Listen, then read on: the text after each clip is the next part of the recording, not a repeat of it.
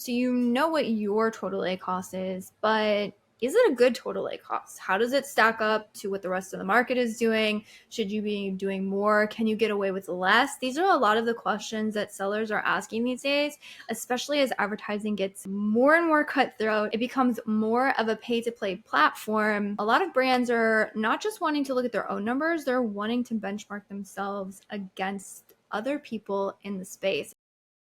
Today, I have Andrew Morgans from Marknology. Welcome. I'm so excited to have this conversation. Elizabeth, thanks for having me.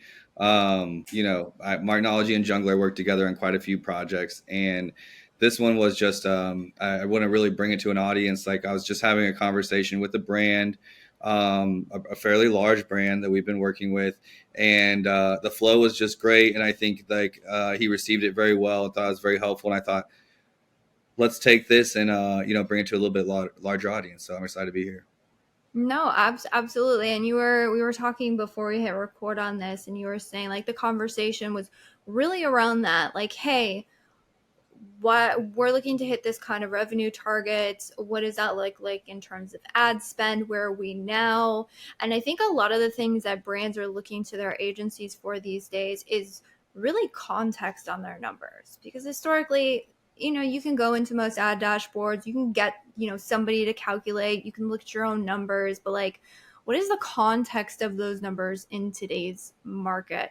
So with that, do you want to just lay out the context of this brand and sort of the conversations that you all are having? Yeah, so it's an e-commerce manager, and for context to our listeners, we've done 60 million in the last two and a half years with them. So from 0 to 60 million. So a significant account, and very smart e-commerce manager reaches out. And he's like, what are like the average or overall tacos that you're seeing on other brands? I have a meeting with my new CEO who's asking about our tacos targets. And what can you help me with? And for context, he said the brand is down 10% on moving revenue targets. They're maintaining minimum levels of spend right now. Which is leading to like the 10% down, because like if we have the budget, which we've had it earlier in the year, and they reassess targets. When we had the budget earlier in the year, we were hitting growth targets, and now we're 10% down. What's going on? And they also have 3 brands, so they're trying to hit the same targets across all 3 brands. And I can tell you that they're all branded differently in regards to like one of them has a lot of brand awareness, one of them's like middle of the road, and one of them is like a pricey item that doesn't have a ton of brand awareness.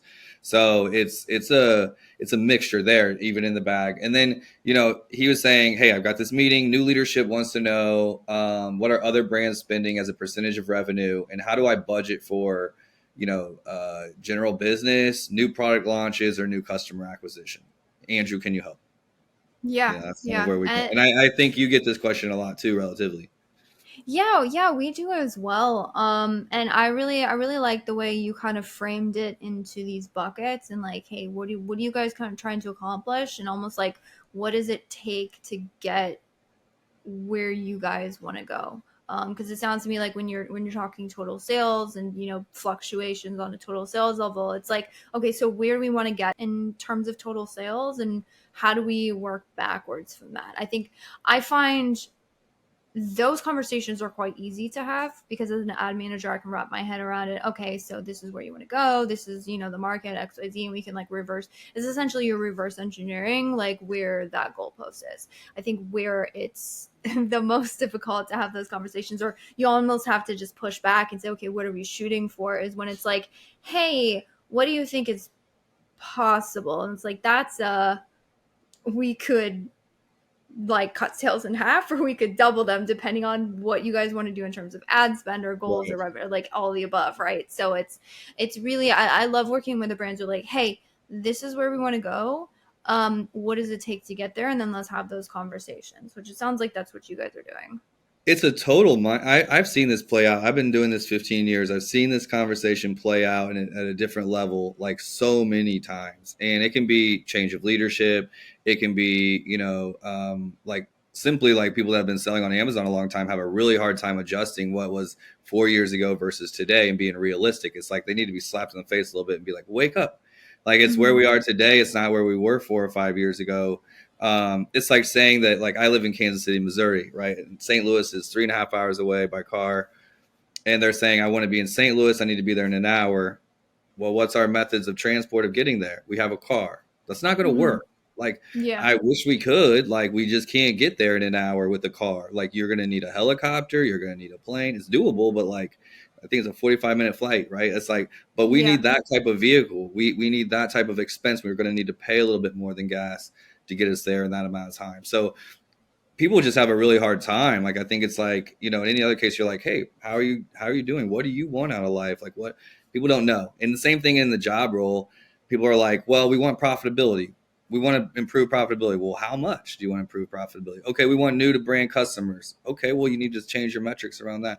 Okay, well, we got new products launching. Okay, so you expect a new product and a solidified product to do exactly the same? You're being unrealistic. Like, Hmm. one of it is like we shouldn't even have to have that conversation and pushback. They should already know that technically. I feel like, if they're an e-commerce manager, they're coming to the table. They should know that there's a difference between the two. And so our job kind of is like a guidance counselor in a lot of ways, as well as we are the one doing the work. We're like helping them get to these goals, and then reframing their framework around what that is. Like, are they private label? Are they branded? So this is just like a topic that, as much as it is relevant to everybody listening or a lot of people listening, it's also something that I feel like I've had this convo so many thousand times, through the Yeah. years. And hopefully, like, just sharing some of our thoughts around it might help some people kind of get their mindset, their framework right for their own brand. Yeah, no, I definitely agree with you there. And I think like I come at it from both sides because I completely get the brands or the brand managers, just sort of struggle here, right? They're like, hey, I lack the context. You guys have all the context in terms of advertising. So I need you all to help me build the budget. And I think that's a reasonable request. But I think that the fact that is, or the part that's not in that equation, which again, I don't think it's because anyone's trying to be like, hey, do my work, do my homework for me. I don't think it's that. I think it's just they're like, hey, I feel as if I don't have the expertise to tell you, and if I tell you what I want definitively, I feel like on some capacity it's always going to be wrong because I don't have the context. Completely understand that. But the part that's, like I said, is kind of left out of the equation is there has to be business goals in there somewhere. Yep. Because we'll talk to brands all day long, like, hey, I want growth. That's awesome. We love working with growth focused brands. What kind of growth are you looking for? And they say, well, I don't know. I just want to grow. I'm like, that's fine. And oftentimes it's because either one, they don't really want to say it out loud because they feel like, oh, it's going to be crazy if I do. Or they might just be, they're like, I don't feel like I even know what's potentially possible. So again, it's not because they're trying to be like, hey, do my homework. They're like, again, I feel like I lack context. And I think that's where we come in. Like you said, it's almost like an advisor or something to be like, okay, so my follow up questions to that is typically, okay, that's great. Um, I know you don't know exactly, but like, would you be happy with 10%? Or are you trying to double? There's a range. Are you trying to go aggressive and fast, knowing that like we're gonna have that conversation? Like that's gonna require a lot more ad spend. Like how fast do you want to get there? Are you saying by the end of the year we have to double? Given enough ad spend, I'm sure I could make that happen, but I don't know if I can make profits happen at the same time, right? And then we 100%. say, well, no, we can't ignore this number. We need this number. And the way I phrase it is like, okay, we have our goal, which is typically a revenue goal, and then we have our, I call it like our constraint, which is like our total ACoS. And it's like, what's possible? How fast can we get to that goal given the constraint we have on profitability? And then that becomes much more clear on like what does the path look like. Because if you just said I don't care about anything else other than doubling, well, I'm going to go to your ad account and I'm going to double your ad spend tomorrow, and then you're going Right. to come back to me like that's not what I wanted. Be like, well, that kind of was because we didn't have constraints. And so I think it's really just almost like almost like talk therapy, but like helping brands work through it. Like, okay, I understand this, what do you want this, and it's really just knowing how to, I think, ask the right questions really. 100%. And we'll get into this in a minute, but like, since Marnology is a full service shop, we're thinking about all the different elements of the account. And in one level, we have, we're talking to a brand. Let's say the account manager is talking to the brand, the ads person isn't on the call. We might talk about coupons or subscribe and save discounts or promotions, and we're literally saying like, do we want to take all of the budget from the coupon or from the ad spend? Because either way, it's coming Mm-hmm. out of margin, right? And so Yeah. you're like, you take it from one or you take it from other, how do they combine? Like you're thinking about all of those things, and a lot of people are just not, and that's okay. And if you're not the owner, or like that decision maker, makes even more sense that you're not able to choose what that profitability is, but you need to go Mm-hmm. to that decision maker, to that, that VP or the board, have a reasoning why we're asking and really understand what we're talking about for you to Mm-hmm. hit those growth goals that are going to get you that promotion at that job if it's not your own business, right? So to jump into it, like let me start asking you a question. Okay, so he lists like, how do I budget for general business, new product launches, or new customer acquisition, um, and kind of broke those down into three. What would you say, like an established product, like, across your brands, just like your gut? This isn't a case study tracking data, like this is your gut. I spent a little more research on it across mine, but at any given time I could have had different brands that I was doing my case study on, right? So what do you feel like, a good budget is, or as a percentage for established products? Yeah, and I'm looking also at the ranges because you were sharing with me the context before, and you'd put like 8% on the low side, which I would agree with you that I would consider that very, very low in today's market. And on, sort of like the maintenance end, we might even be looking at a 15%. And there might be some OG sellers in the audience who hear 15 and like there's pearl clutching going on, like that's really high. And I'll be honest with you, right? I completely get it because you're thinking about, what used to happen 3-4 years ago. And it's kind of like the question of, there's another number some people track, we call it ad sale percentage, which is like what percentage of your total sales is coming from advertising. And it used to be, people would be like, oh my gosh, if you are over 30% of your total sales coming from ads, like your account is in trouble. Yeah. And 4 or 5 years ago, I would have agreed with you. But today, we're honestly in a lot of brands that are very healthy, have very healthy margins, and are still growing, are probably looking closer to a 50%, maybe a 40% if we're running it well, or if they have some sort of brand recognition or something. A And I huge think that's difference. kind of the same thing with this total ACoS. Like I would say 8 is very low, and you want to have a very established, like high conversion product that can maintain the ranking without having to push too aggressively on ads. Um, and that's sort of the other factor on the established that we were talking about. Like I got a question from a brand the other day, said like, well, do you think it's even possible to run like a 5% total ACoS these days? Because it used to be, like I said, maybe even 6 or 7 years ago, that would be kind of reasonable. And people used to say between 5 and 8%, I think we used Especially was wholesalers that yeah. would be like picking established brands and running branded ads, if anything, on those Mm-hmm. branded products. Yeah. Yeah.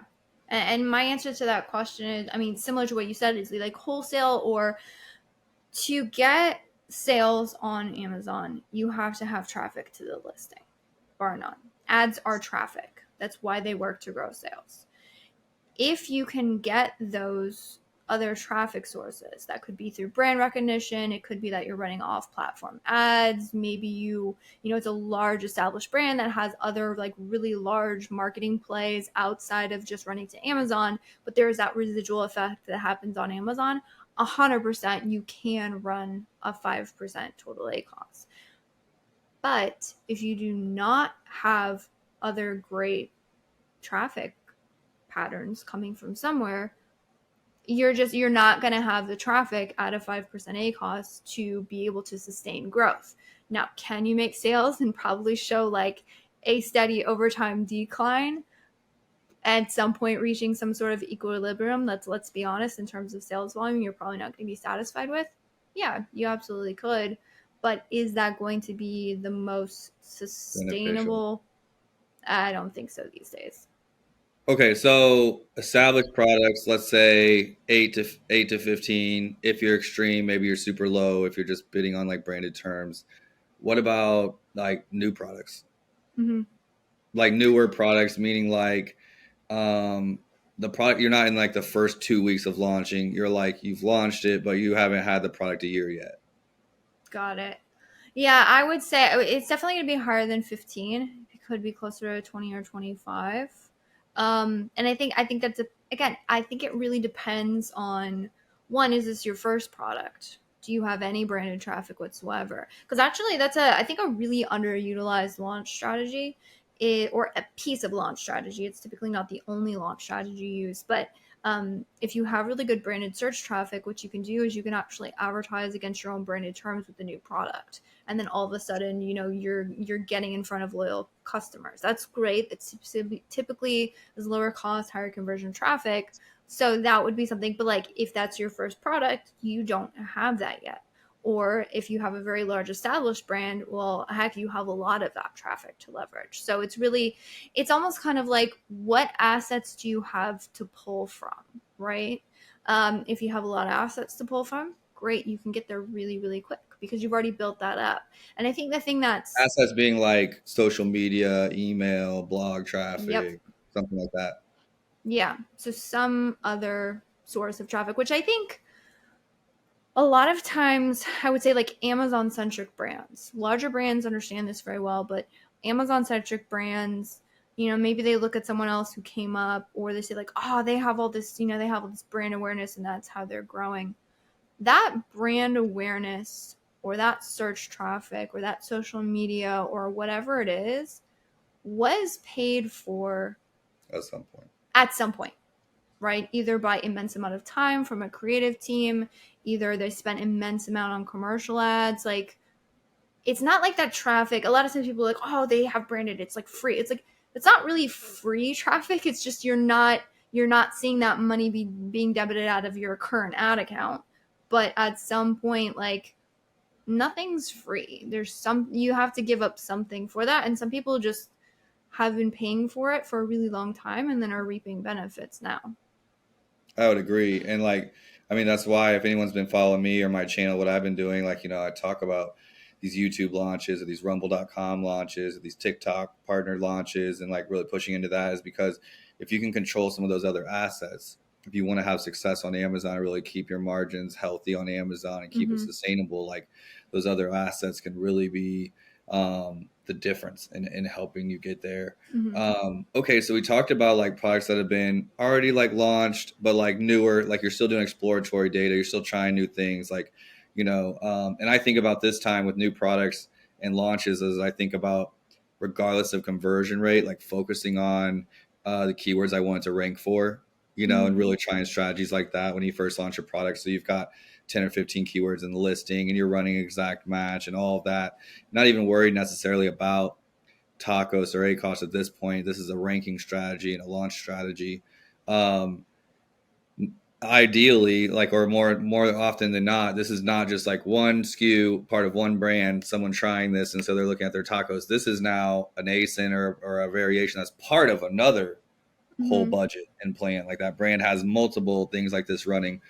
Um, and this could be the same answer or not, but what do you feel about like, I mean, is a reasonable TACoS? Would you go all the way up to 100%? Like, are you spending like crazy amounts here, or do you have kind of a threshold that you're watching? Yeah, I think that's a good question. And honestly, in a lot of ways, it is highly dependent, I think, on the category as well. Um, because to be frank, there are some brands, say in supplements, you might be over 100% totally Yeah. cost, just because the cost of launching in that category and the cost per click. So not necessarily because, again, you're doing anything wrong.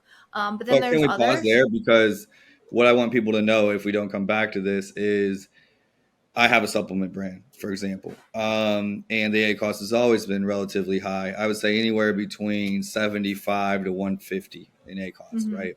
But this game plays out over time. So it's not a first month or a second month launch. This might be a year or a 2 year. And what you see is, and as you get more products, it gets a little easier, and like, it continues to kind of snowfall like that.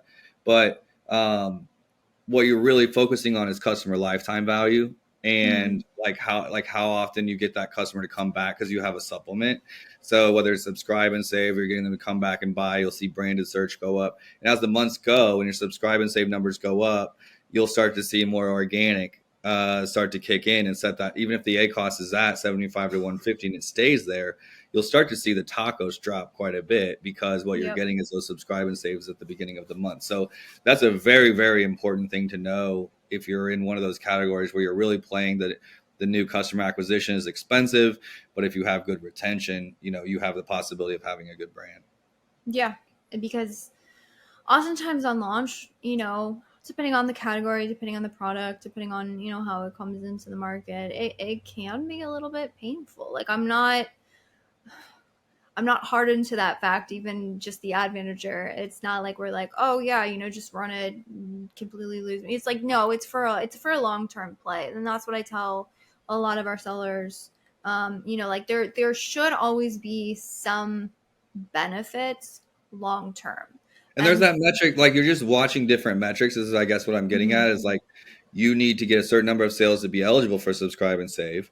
Then right, once you are, you need to be actively tracking that. Maybe you're including inserts. Maybe you're including a coupon offer to get them on their first subscribe and save. You're watching that number as your Bible. And if it's not going up, if it's not changing, well, then you're just losing money.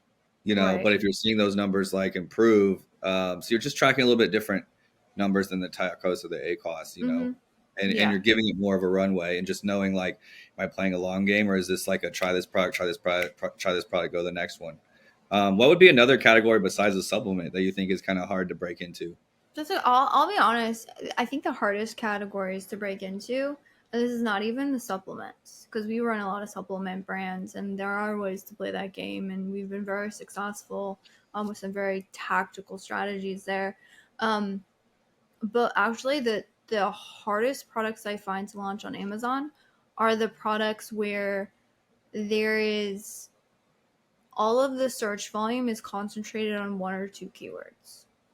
Is the most difficult, or even more difficult than that is where there is no specific search traffic for that, like, Like an exact invention, product. like an invention.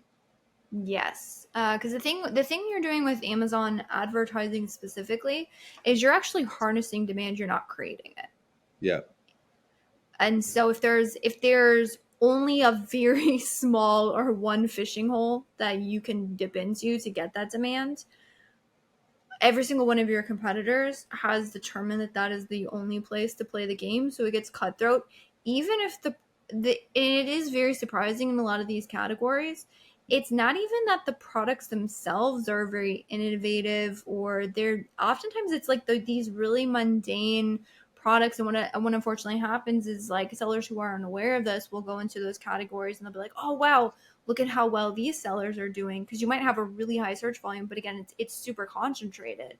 And so they'll just take a look at the landscape of those products, and they won't do that next step of looking at the keywords and kind of just getting a lay of the land. And then they'll jump into it and realize, oh wow, this is way way more difficult to compete than I thought.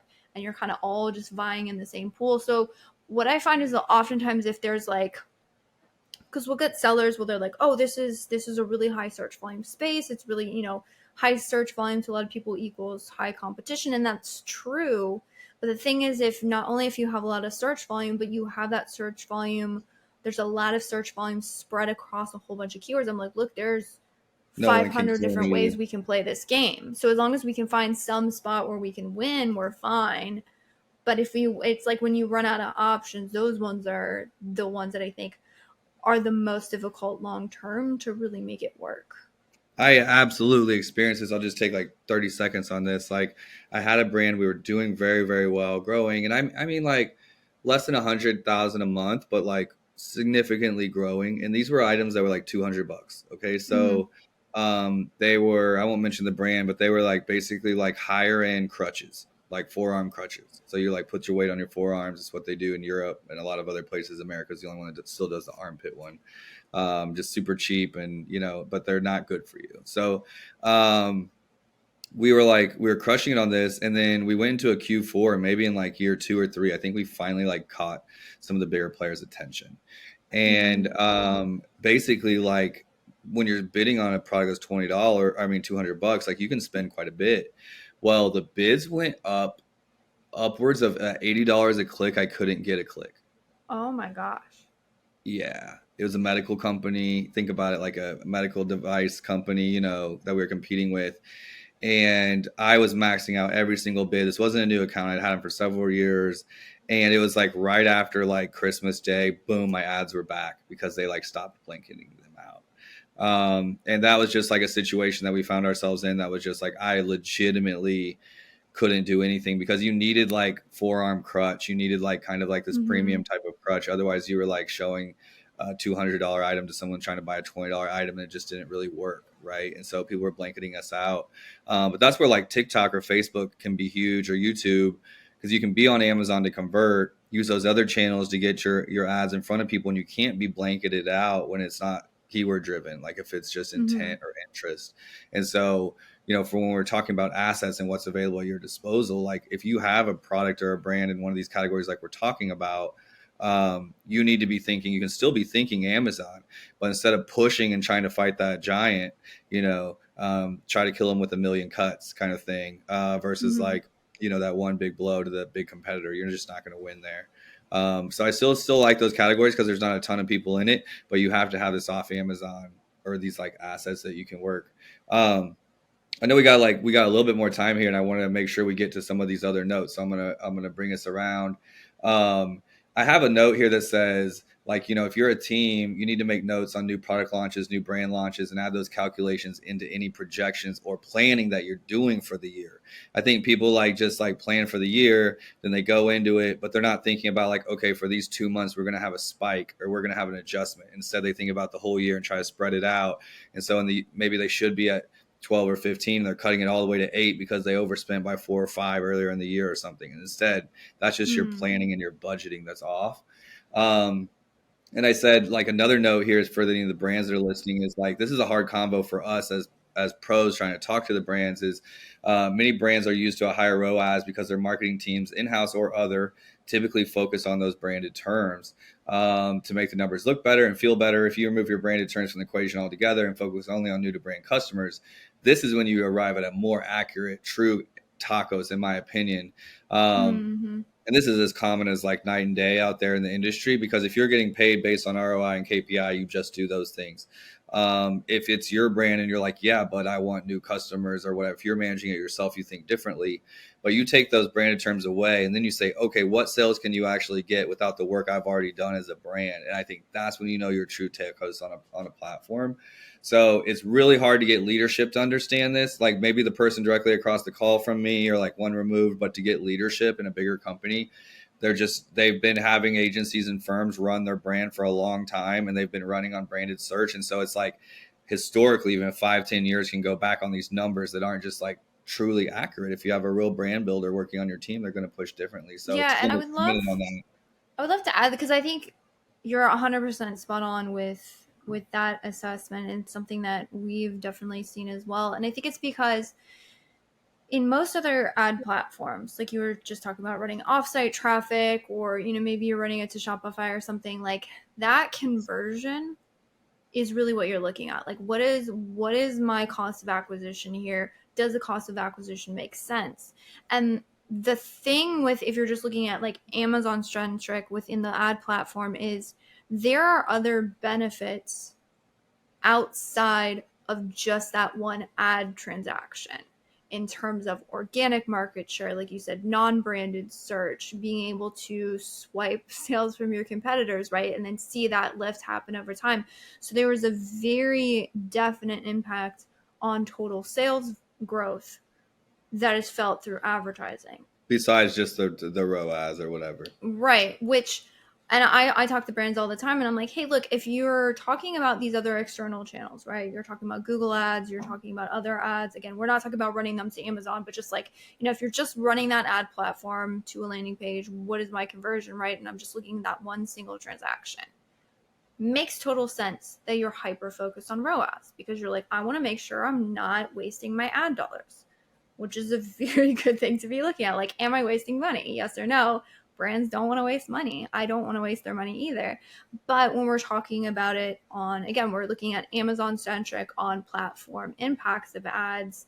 We're saying if you go outside of ROAS and you look at these, you were just talking about a different perspective, a different way to track it, it's not actually wasting the money. In fact, it is a better investment. It's just this number is no longer the end all be all to be able to track, is this a good investment or not. So it's not like we're saying throw out ROAS, never look at ROAS. It doesn't matter. Like it does matter, but it matters in context, I guess would be my argument. Yeah, it's like I think of it like with the email programs. A lot of times people have one strategy just to collect emails and they're not getting sales with it and they don't judge the sales. They're just judging it based on do they get the emails or not. And Mm-hmm. then the second part of that is now we're going to use the emails to go get sales. And I think of that kind of the same here, which is like you have one KPI, which is just like, let's get the emails or let's get the traffic or let's get the conversion or whatever. And then later you're like, what else are we going to do with that? Well, we're getting brand awareness. We can do this, we can do that. And so you think of these things in just like different buckets and not everything's straightforward. And I think that's what I'm trying to show is just like, with this conversation between us versus maybe someone that's just watching YouTubes or reading articles or trying to figure this out and really looking at these, like, these are the KPIs that everyone's saying I should pay attention to. I'm trying to get people to open their mind a little bit of just thinking about like, well, where does mine fit in what they're saying? Where does mine fit? Did I have new product launches? Did I have a bunch of returns? Did I have this? And getting people to just think a little bit differently instead of just being hard nosed, like this is the way that it is. I want to bring you to one other area on here. I had just like in our mix, like just like what have we been finding?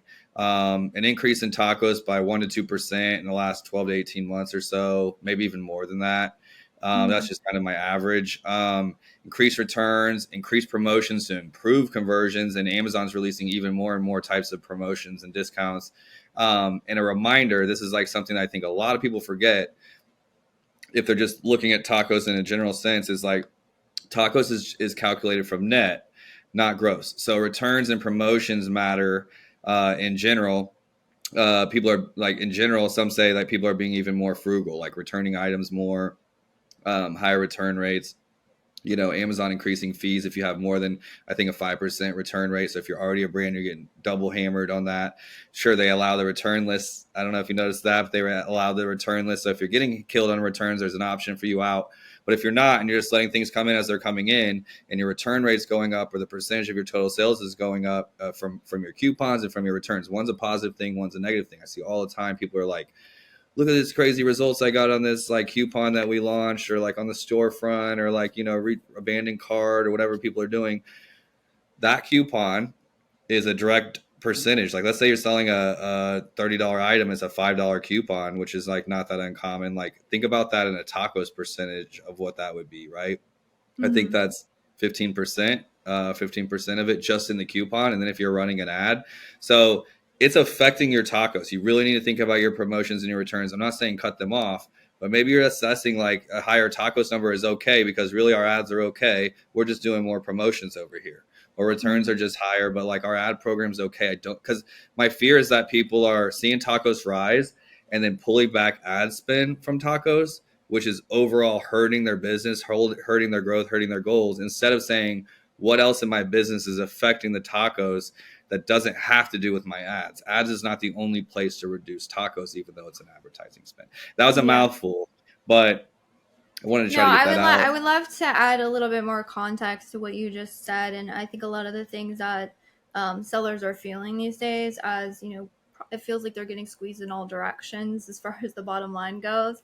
And then I would love to like bring this back around because you get some really good benchmarks of kind of where we started out this conversation. Like, okay, if you are a brand on Amazon today, where does your TACoS fall? What are we seeing? Again, kind of given the averages that we're seeing on the platform. But one real thing I'm seeing is, and it kind of feeds back into like profits getting squeezed from all ends. I had a conversation with a brand recently, and they're like, look, our storage fees are going up, our Amazon fees are going up. There's all of these things that like honestly we can't control. And unfortunately, a lot of brands are saying, well, ads are something that I can control. And so because I can go in today and set an ad budget and immediately, cut off quite a big portion of my ad spend, that's the only solution that I'm seeing. Because a lot of other solutions are a lot harder. Like if you have a really high return rate, you got to go in, you got to figure out why those returns are. Sometimes you got to fix the product. Maybe there's something in the listing that's incorrect. Like those fixes are a lot harder to go back and renegotiate with the supplier because you need to get better costs, right? To figure out maybe a cheaper option for your product or something. Like Or those are your much content harder. sucks. Your Yeah. content sucks, which I see a lot, and so you're like, let's do a bigger coupon because people are buying when we do that or whatever. And you're not Hmm. really. It's like what's easier, and so you're kind of jumping on what's easier. Yeah. Yeah. But with that being said, I mean, it's kind of where we started out the conversation is a lot of times if you get too aggressive and too lean on total ACoS, you you feel for it. It might not happen tomorrow, but it will happen long term. You'll start feeling it in your top line revenue numbers. So with that, what are you seeing, like bringing it back around, what are you seeing as sort of the norms? So I went through our brands, and um, we use KPOC as a software, so it Mm-hmm. kind of made it easy for me to kind of do some averages in there. But I saw that like so we have about 40 brands under management with Martinology, okay? And so like 10% of our brands are below 10% tacos.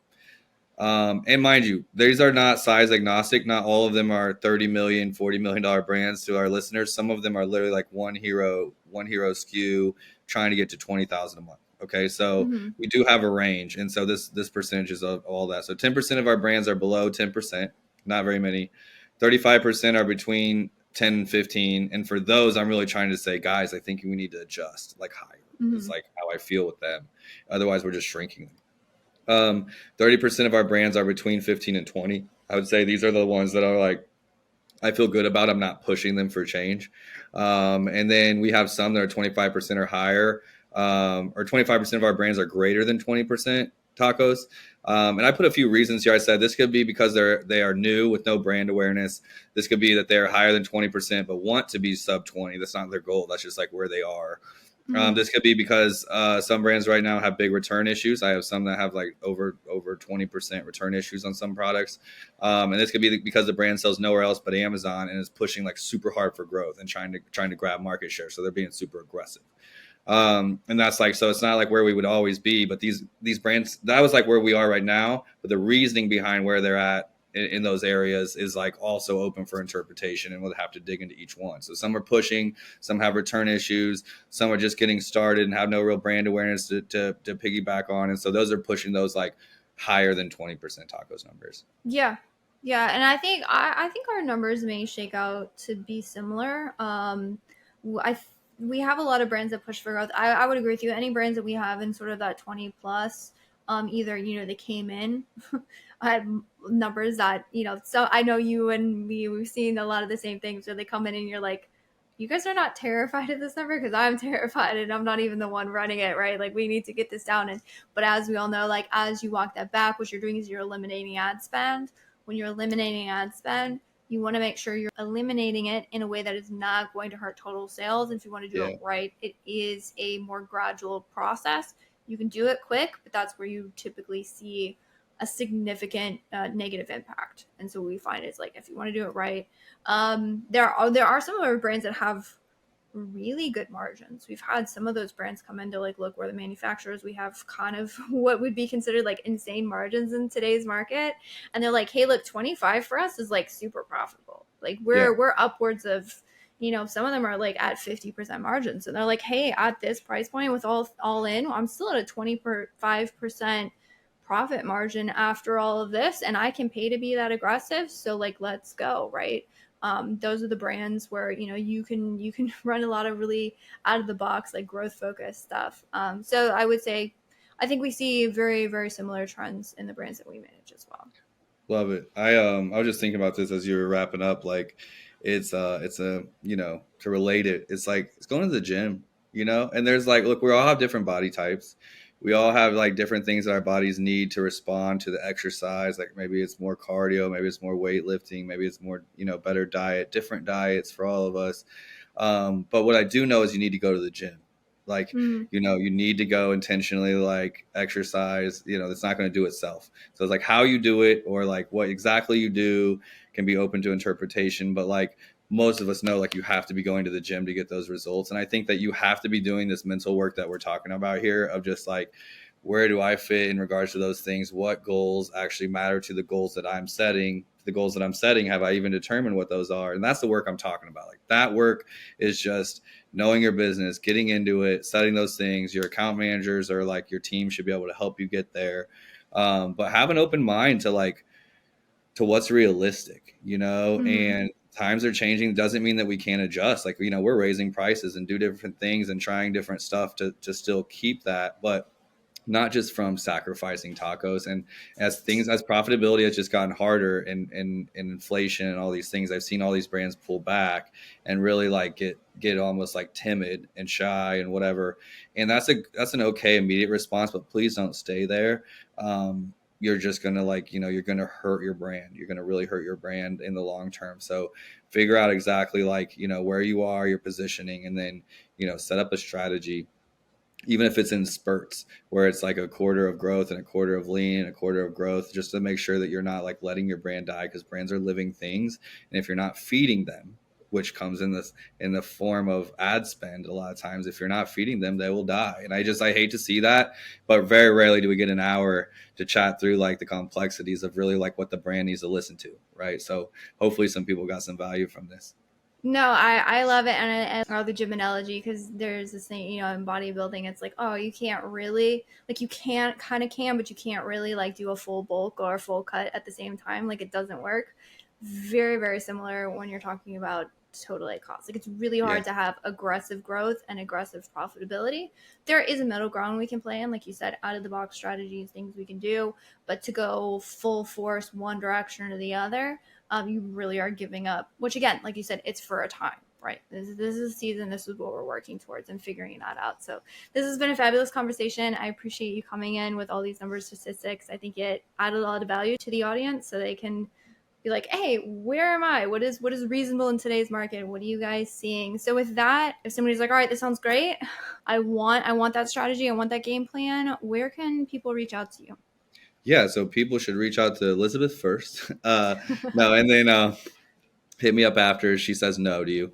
But no, we're on LinkedIn, just, Andrew Morgan's or Martinology. We got a YouTube Martinology, or just martinology.com.